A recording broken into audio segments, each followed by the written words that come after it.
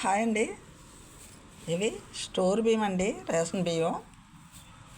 నేను వీటిని శుభ్రంగా ఉప్పేసి శుభ్రంగా కడిగేసి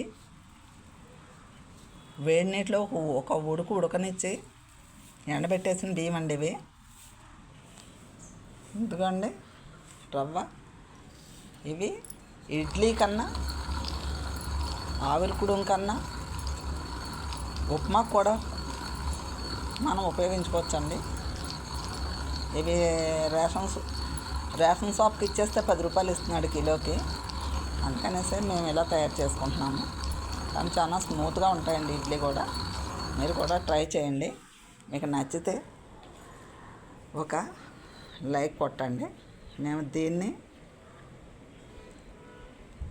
జల్లించేసి పిండి కూడా తీసేస్తామండి. ఇదిగోండి రవ్వ.